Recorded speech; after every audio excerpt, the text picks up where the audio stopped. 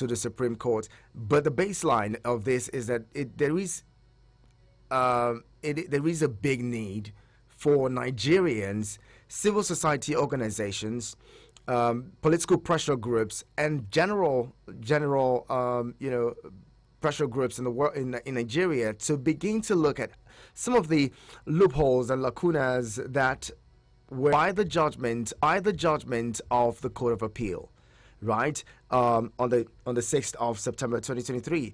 That judgment, beyond every other thing, of the lacunas that were in the Electoral Act. Okay, so for instance, first of all, the issue of whether or not it is mandatory to use the beavers or to transmit results electronically, that's one. The other aspects of what do you call it? Evidences, the time frame for election matters to be decided, the issue of having sworn in a president even when their victory is being challenged in courts, all of show that the 10th Assembly finds a way to amend the electoral laws and even the Constitution, review the Constitution to ensure that we have these things all spelled out clearly before we go for the next election. These are what we used to have before. Labour Party has representation at the Senate. The YPP has the PDP has representation there. The NNPP has representation there. The parties should prevail on their representatives, on their National Assembly, all of these things. So, because what happens is, in every round of election, we learn certain lessons. We go back to the drawing board. We fix those lessons. The next election comes, it's probably going to expose some other failures or some other aspects of the law that you voted once, maybe for. What is wrong with us? This is just the beginning. I like the way that Atiku said it. Well, he has lost the battle. He would continue to fight the war to see that he wins the war. That's the spirit. Now people saying, you go again and you win the next. It is not about, I'm going to vote so that I will win. If you don't win, what happens? It came to you as a big thing, it's a big deal to you because you have your mind fixated on victory. You have your mind fixated on the fact that you cannot lose. You want to. It should be you. It doesn't always have to be that way. Some of you are supporters of football clubs. Chelsea loses. You don't stop being a member of that club because they lose a game or they lost a game. The next time they have a game, you go back and you watch. You go back and you support and you cheer. Some people are Arsenal fans. Arsenal. Some people are Arsenal fans. You know what I mean? And they've never stopped being Arsenal fans. I know an Arsenal fan who I've known for, oh my God, I think he's been an Arsenal fan for over 20 years or over 25 years. No exaggeration. He's been an Arsenal fan for over 25 years that I know. But you lose an election and then you say, I've given up on the elections in this country. No, that's not the way it should be. That's not the way it should be. Okay? I have you listen to Atiku Abubakar clearly stating that he's going to the Supreme Court. Peter Obi also made that similar assertion. So, take a listen, and we'll come back to talk more. Stay here on your radio experience. You can count on.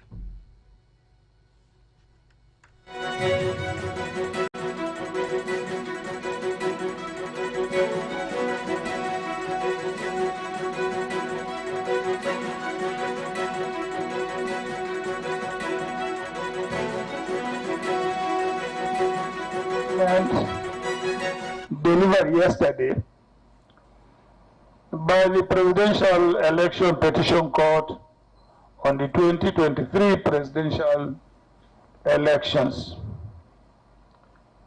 As you already know, I approached the court following the declaration of INEC or by INEC that the APC and its candidates are the winners of the February 25th elections. My decision to go to court is anchored in my belief that the court is the sanctuary of justice. The journey of my political career, you know, holds so much to the courage and fearlessness decisions of our judiciary. Indeed, I am no stranger to legal battles.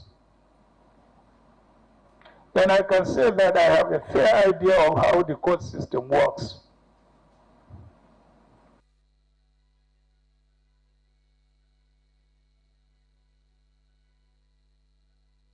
Continue to fight. I am no stranger to legal battles. And I can say that I have a fair idea of how the court system works. All through my career as a politician, I have been a fighter and will continue to fight.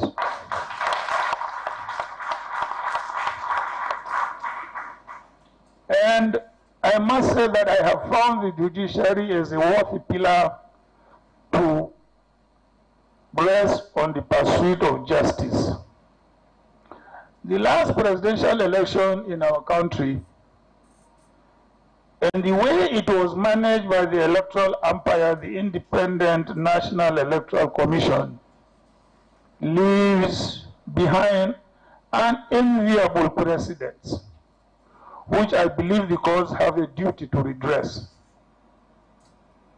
Our gains in ensuring transparent elections through the deployment of technology was heavily compromised by INEC in the way it managed the last presidential elections. And I'm afraid that the judgment of the court as rendered by the Presidential Election Petition Tribunal yesterday failed to restore confidence in our dreams of free and fair elections devoid of human manipulations.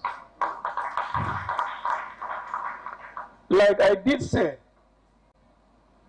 at the beginning of this legal battle, when I instructed my lawyers to file my petition challenging the outcome of the presidential election, my ultimate goal in this pursuit is to ensure that democracy is further strengthened through the principles and processes of fair hearing and justice. Gentlemen of the press, I take great pains to tell you that the decision of the court of first instance on this matter utterly fails far short of expectation. I am therefore here to tell you that though the judgment of the court yesterday is respected, it is a judgment that I refuse to accept.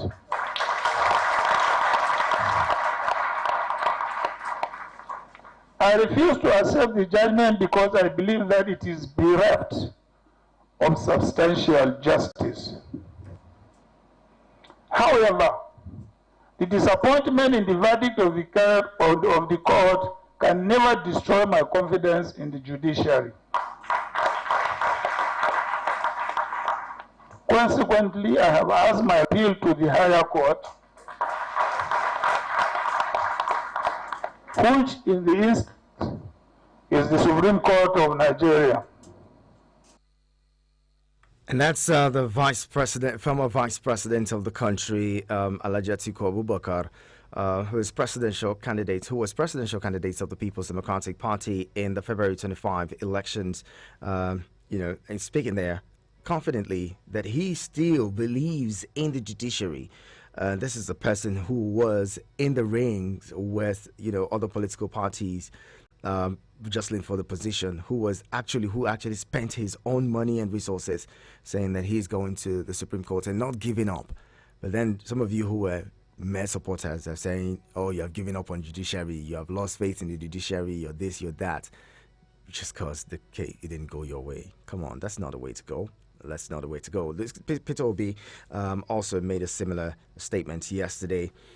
Listen to him. The Presidential Election Petition Court, PEPC, finally delivered its long-awaited judgments on petitions challenging the outcome of the presidential election held on 25th of February 2023. This judgment was delivered within the statutory time frame under the extant status. We acknowledge the court's contributions to due process in this case. We respect the views and ruling of the court, but we disagree with the court's reasoning and conclusions in the judgment it delivered. It is my intention as the presidential candidate and the intention of Labour Party to challenge this judgment by way of appeal immediately as allowed by the Constitution of Federal Republic of Nigeria. The PEPC has rendered its judgment, but that esteemed body is not the final arbiter. The responsibility now falls on the Supreme Court. I do know that the judgment is not conterminous with justice. I implore Nigerians to remain focused, steadfast, and peaceful, and to abide by the rule of law and understand this matter has not reached its logical conclusion. And already received a firm instruction to file an appeal against the decision. I shall not relent in quest for justice, not necessarily for myself, but for indeed for our teeming supporters all over Nigeria, whose mandate to us at the post was regrettably truncated by INEC. The strength and value of our democracy reside on solid national institutions and our confidence in them.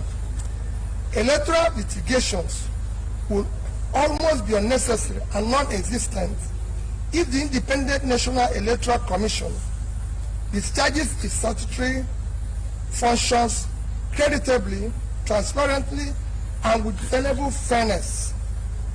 When that body fails, as it did recently, thus subverting the will of Nigerian voters, the recourse to judiciary becomes imperative, as is now the case. I thank every Nigerian who has supported our cause and campaign for a new Nigeria, characterized by fairness, equity, justice, rule of law, peace, prosperity, inclusiveness, sustainable growth and development. A new Nigeria is possible and achievable. I especially thank our legal team, the Labour Party and the obedient family, and all those who showed up daily during our court trials. God bless you all, and God bless the Federal Republic of Nigeria. Thank you. And that's the presidential candidate of the Labour Party in the February 25, 2023 elections there, speaking, asserting and reaffirming his hope and belief in the justice system in this country, also his belief in Nigeria and the possibility of a new Nigeria. Again, those of you who are mere supporters who are saying, oh, we're not going to vote again, we don't believe in Nigeria, we don't believe in the judiciary, this is for you. This is for you. No struggle is won in one day. If you believe in your candidates, keep believing in them. They also in turn believe in the system and believe in the Nigerian state. So keep holding on to your beliefs at every level. Well, as it is a case of, as it is sweet us, it is pain them, and as it is pain them, it is sweet us. The president yesterday, far away in India, revealed that, look, he was so excited he could not even sleep. he had to wake up. He slept late and woke up late to attend a meeting yesterday. Exciting stuff for him. He says he believes, in the judiciary and appreciates the judiciary and the five-man panel of the Court of Appeal that ruled in his favor. He says, look, this shows the commitment to a new Nigeria, or rather, a better Nigeria, and Nigeria that works. He's committed to ensuring that we have better leadership, because for him, one of the problems that this country has always had is the lack of purposeful leadership, and he's going to provide that and ensure that things get better for all Nigerians. He's working hard, according to him, to make sure that things get better for you. Well, that's the situation. Let's get your thoughts in quickly. 090-7353-0044 and 090-8766-8888. The president also revealed that at some point he was a security guard, and at another time he was a teacher. And, well, today he is president.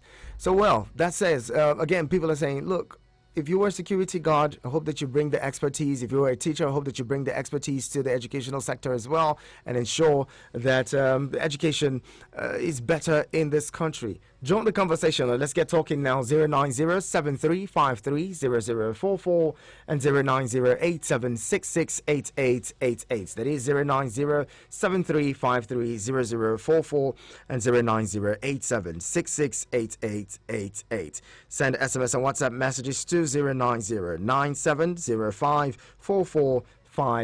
Need I remind you, we're going to have friends from Intermark Global join the conversation at about 9:40.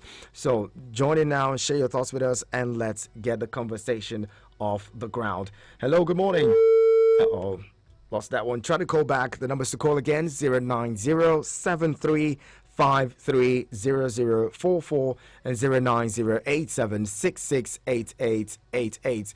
You can send SMS and WhatsApp messages to 090-9705-4450. Now, this whole argument about, go to the Supreme Court, don't go to the Supreme Court, what's your take on it?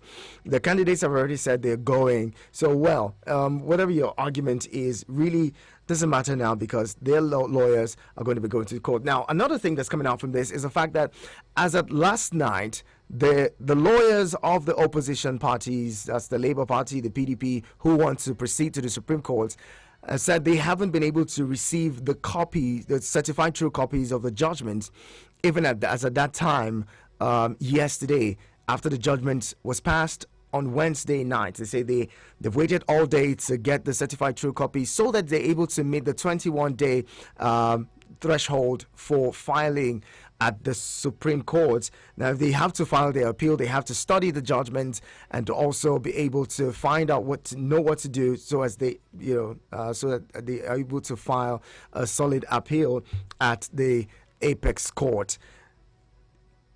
The same thing, similar situation played out during the election, where after the elections, where the aggrieved candidates wanted to file their case in court. They had to wait for days to get, evidence and, get documents from the INEC, which seemed like a tug of war between both parties. Eventually, they got that, and a few days later, the INEC files to say they want to format or recalibrate the Beavers machines and all that. Would we see a situation where it seems like it's the court that's delaying the process of filing an appeal at the apex court, or would they just go ahead and hand them the certified true copies of the judgment that's already been delivered, so that they can take the measures, take it up at the Supreme Court? That's where the matter is now. But then also for me, why do we have an election petitions court if the Supreme Court is the final arbiter? Why don't we just, if we must streamline on the number of days that court proceedings take, why don't we just ensure that the 2 months or the 2 months after the election, the Supreme Court sits on the matter and rules, so everyone knows, look, you've lost, go home. If you won, you won, go and celebrate, right? rather than have these protracted and prolonged court processes, you finish with the Court of Appeal, you go to the Apex Court, and then the Apex Court takes another 60 days to rule, and then by then the person who, even if you wanted to unseat that person, the person must have spent almost 10 months in office. So why don't we have a situation where after the elections, the Supreme Court sits, like we have in Kenya, the Supreme Court sits, and within the period is able to make its decision, pass a judgment, and everyone knows that this person who is winner or this person didn't win, and the matter is settled. If the Supreme Court is the final arbiter, let's just have the Supreme Court rule on election matters once and for all. I don't see the need or the point of all of these prolonged conversation or, raising tensions all over the place every now and then. It's really not necessary. Let's have it sorted out once and for all. Cut out all the bottlenecks. Again, this goes to you prevailing on your National Assembly members to review the Constitution and also review the Electoral Act so that all of these provisions can be made to cut out all of these long processes that makes it even difficult to decide an actual winner. Hello, good morning. Morning, my friend. Good morning, Paul. Good to have you. Thank you very much. Happy weekend. I wish you the same. Even after the judgment, we are supposed to smile. So let's enjoy the weekend. I hope you enjoy it. My friends, all those suggestions that you said, I think it's high time that Nigerians look at all this, put all these thought processes into consideration. Me, my own, I feel immediately after the election, the Supreme Court sit and deliver that judgment once and for all. Let them do it before swearing in. Let's do everything before swearing in, because this notion that we have as citizens that whoever that is sworn in will definitely can never be removed. The cycle continues until we get to a certain state where they do everything after the election. If there are grievances, you go to court. They decide your case before swearing in, so that when you know that you have won, you have won. But this by everybody feels the judiciary is not independent. Judiciary is still appointed by an executive. How can they decide otherwise? And this just I see it still beats my imagination. The whole explaining evidence of videos and everything. It I don't know, my friend. The thing is just everybody watched it live when it was happening. The same evidence are presented to the court, and not a single evidence was admitted. Everything was struck out. I don't even know. And those are the people that presented all the evidence and defended it. They were like professors, doctors of law. I think something is happening somewhere that the Nigerian system, maybe the judicial system, needs to change. All right, now we have believed in the system, but the system needs to also deliver that we have believed in that. They also give us the belief to continue believing in them. All right, Paul, thank you very much, Paul. Thank you. Have a very pleasant weekend. The conversation continues. Keep it with us. Eagles 102.3 Abuja. At Stella Maris Nursery and Primary School, we do not only encourage our kids to dream of success, we teach them to get up every morning and make it happen. With over 25 years of stellar educational magic, dedicated and qualified staff, learning fun and exciting for your little ones today. The dates for entrance exams are 24th June and 12th August 2023 respectively. For more enquiries, call 0809 037 3727 or check us online at smsabuja.com. Stella Maris campuses are at Area 1, Life Camp, and Wumba, Abuja.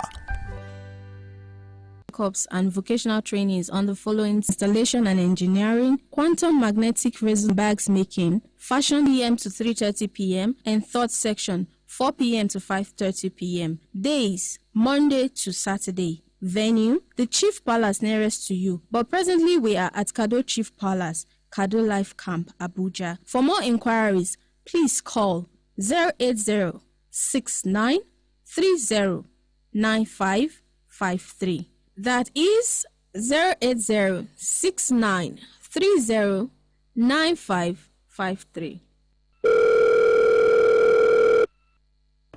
Hey girl, what's up? I'm good. Just chilling and wondering what we'll do to spice up our weekend. We need to be pampered and taken care of. I know, right? How about we check with the girls to know their itinerary for the weekend? They've wanted it for a while now, so they'll jump on this. You're so sure? What are you thinking though? I'm thinking shopping, partying, restaurant hopping. No. Something relaxing when you're talking about shopping and partying. Yes to the third, but no to others. Okay. What do you think of body scrubbing, Haman bath, facial treatment? Go on. Pedicure, manicure, waxing. You can even fix your nails if you want to. Wait, we will be going from one spa to another. I'll be from salon to spa. You don't like stress? No, it's just one place. They have those goodies and offer amazing services. They even do body sculpting and they have hairstylists too. This spa is where again? It's Gentle Touch Spa, located at number 2 Bolton Street, Sun City Estate, Abuja. For our reservations, I'll call 080-9269-9269 or 091-2410-6881. I'll check them out on their Facebook and Instagram pages at Gentle Touch Spa, Abuja. Don't be late, See ya. Gentle Touch Spa, redefining the beauty in you. Eagles 102.3 Abuja.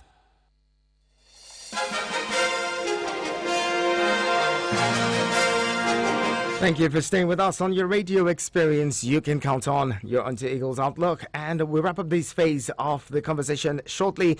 But then I'd love to take some of your thoughts and responses. 09073530044 and 09088 09087668888. That is 09073530044 and 09087668888. You've heard from the hostess mouth the candidates of the People's Democratic Party and that of the Labour Party saying they're going to the Supreme Court. Hello, good morning.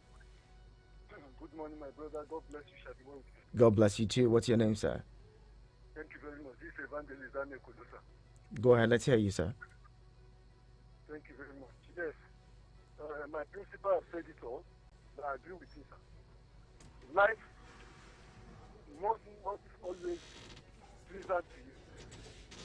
I thank God he's a dogged fighter, as he said, and we believe so much in him as a supporter. You know, he has been fighting since 1997 for democracy to be stable in the area.